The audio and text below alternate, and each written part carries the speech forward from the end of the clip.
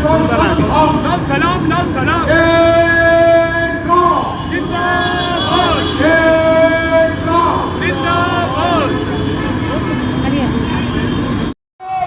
मोदी हटाओ, बचाओ सीएमसी हटाओ, बचाओ मोदी हटाओ, बचाओ। सीएमसी हटाओ। मुसलमान भाई हमारा लोग था, उनका शादी का कैप्टन भी था, उनके दल में आजादी खोजने ज्यादा मुसलमान भाई था। तो नेताजी सुभाष चंद्र बोस जी कालीघाट के मंदिर में प्रसादी देने के लिए माँ काली का मंदिर में गया, तो मंदिर का पुजारी बोलती है, बाबा तुम्हारे साथ में मुसलमान लोग बहुत ज्यादा है। बोला हाँ मुसलमान तो बहुत ज्यादा है माँ, क्या होगा? तो क्या होगा माँ, अगर मुसलमान आ गए तो क्या होगा? बोला मेरा मंदिर जो है नापाक हो जाएगा। ये बात नेताजी के दिल में बहुत बड़ा खतरा किया। नेताजी बोला ये माँ ऐसा बात बोला है, ठीक है। नेताजी सुभाष चंद्र कैंप में गए, जाने के बाद में तमाम मुसलमान भाई को बोला कि आप लोग धोती कुर्ता पहनो और हमारे संग मंदिर में चलो। मालूम है आप मंदिर में प्रसादी मिलता, कालीघाट में प्रसादी मिलता है, बाहर में ना देता ना प्रसादी लेकर मंदिर में जाता है ना कालीघाट में पूजा करने के लिए, माँ से प्रार्थना करते हैं, हे माँ हमारा बाल बच्चा को ठीक रखो। तो उसी तरह तमाम मुसलमान भाई को काली जी का मंदिर में ले गए, सब लोग प्रसादी चढ़ा दिया, प्रसाद खाया। हम जमा मस्जिद जाते हैं, माता रुमाल करते हैं जरूर, तो मस्जिद का नापाक हो जाएगा। तो नेताजी के दिल में बात फटक गया। तो जब वो लोग सब चला गया कैंप में, तो नेताजी अकेला मंदिर में पुजारी के पास गया। बोला माँ मंदिर का नापाक हो गया। बोले नहीं बेटा नापाक तो नहीं हुआ। बोला यही तो मुसलमान लोग आया था, मंदिर में प्रसाद चढ़ा, प्रसाद खा चला गया अपने कैंप पे। तो नफरत का बीज कहाँ से पैदा होता? मुसलमान मस्जिद में जाएगा, हिंदू मंदिर में जाएगा, सिख जो गुरुद्वारा में जाएगा, और जो पारसी दूसरे धर्म में जाएगा, तो मंदिर मस्जिद का मसला कहाँ पैदा होगा? बनाओ ना मंदिर, बनाओ ना मस्जिद, कितना बनाओगे मंदिर बच्चे बनाओ। तो राजनीति से क्या संवार के? रामायण में कभी तुलसीदास से बात नहीं था कि धर्म के नाम पर मुसलमान को काट लो। जिंदाबाद जिंदाबाद जिंदाबाद। लाल सलाम चल संग्राम चल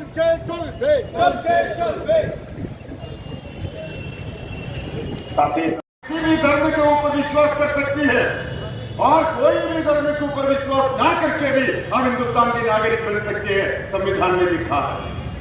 नरेंद्र मोदी जी आने के बाद उसका विभाजन करना शुरू कर दिया। क्या किया?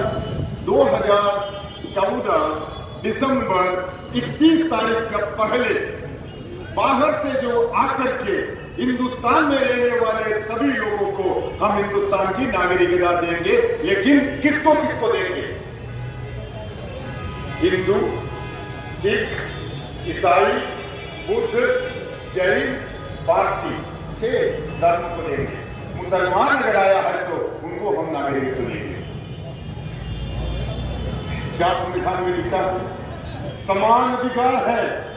2014 की पहले बाहर से आकर के पाकिस्तान, बांग्लादेश, बर्मा, थाईलैंड, कहीं से आकर के हिंदुस्तान में जो अभय लिया है, रिफ्यूजी होकर के आए हैं, उन सभी में हम नागरिकता देंगे, सिटीजनशिप देंगे, लेकिन किसको देंगे? मुसलमान छोड़ करके बाकी सभी को देंगे।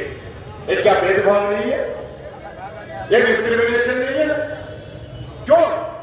हिंदुस्तान के सभी धर्म का इक्वल अधिकार है, समान अधिकार है। लेकिन भाइयों, अभी अभी आप राजन जी को सुन रहे थे, मैं उनका बहुत बहुत शुक्रगुजार। हिंदुस्तान के तख्त में काबिज हो चुका है। हिंदुस्तान का हालात बहुत बद से बदतर होता जा रहा है। महंगाई बढ़ती जा रही है, रोजगार नहीं है, लोग देना होगा बिल्कुल स्वास्थ्य के लिए बहुत सोच समझ के हमें कदम उठाना होगा, और ये जद्दोजहद को जारी रखना होगा जब तक के वक्त का बिल वापस नहीं लिया जाएगा। अब मैं जीवन पाइन को दावत देता हूं कि वो स्टेज पर आए।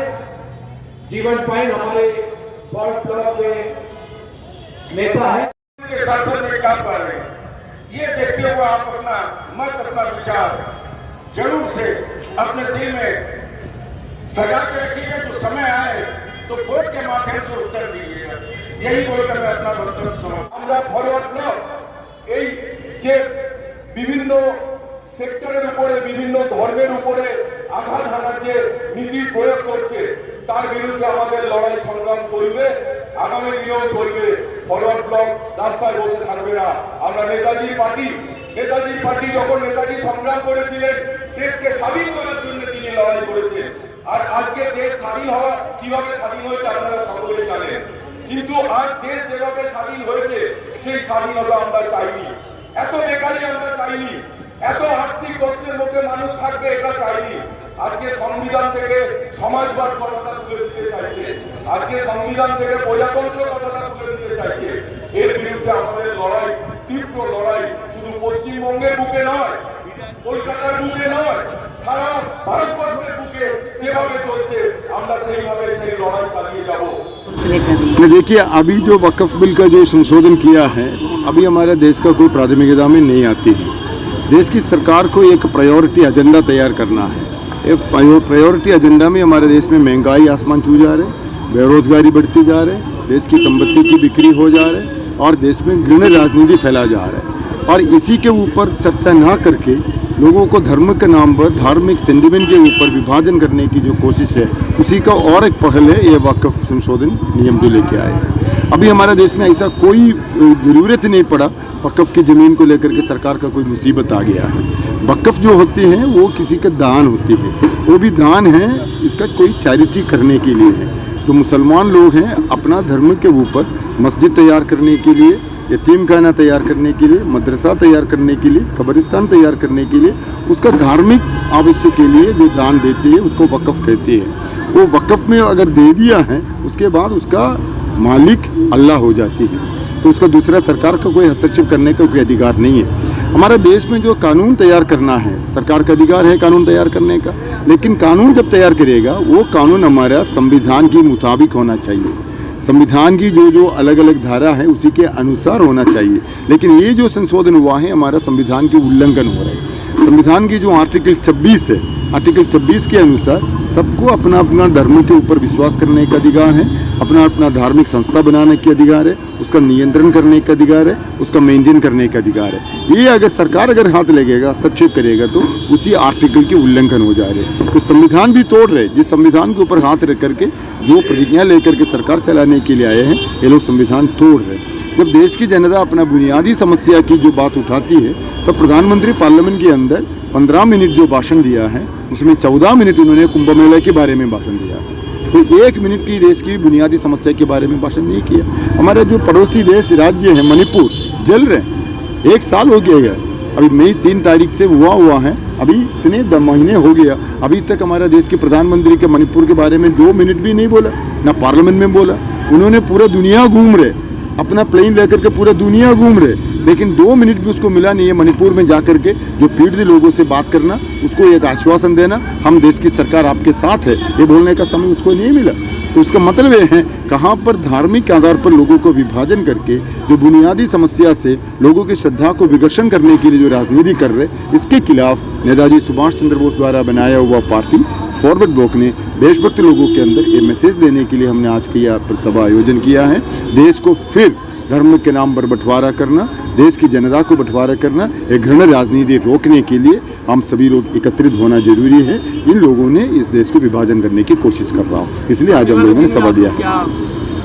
देखिए, हमने 11 अप्रैल को दिल्ली में इसको लेकर के हमने बहुत बड़ा एक पार्लियामेंट मार्च, सुभाष चंद्र बोस की जो ऐतिहासिक नारा है दिल्ली चलो, उस नारा के साथ हमने दिल्ली में एक बहुत बड़ा एक प्रदर्शन किया है, पार्लियामेंट के सामने हम लोगों ने प्रदर्शन किया है। वहाँ से हमने ये नारा दिया है इस मुद्दा को लेकर के हमको हर विधानसभा के सामने जाना है, हर जिला में जाना है, हर मोहल्ला में जाना है। इस देश को आज़ादी हम लोगों ने कुर्बानी दे करके किया है, आज़ादी हमको किसी ने हमको दिया नहीं है, हमने लिया है, छीन के लिया है। इस आज़ादी को रक्षा करने के लिए, इन लोगों से इस देश को बचाने के लिए हम मोहल्ला मोहल्ला में जाकर के लोगों को अवगत कराना है। उसी कार्यक्रम हम लोगों ने अभी चालू किया है, इसलिए हमने एक नारा के साथ काम शुरू किया, हर घर नेताजी, हर घर में हम नेताजी के प्रचार करेंगे। वो कैंपेन भी चालू किया, हर घर नेताजी, ये हमारा आगामी दिन की कार्यक्रम। जी आप कह रहे हैं कि राज्य भर में आप राज्य में घूम कर आप आंदोलन करेंगे। मुख्यमंत्री जो पश्चिम बंगाल के मुख्यमंत्री हैं उनका कहना है कि अगर आपको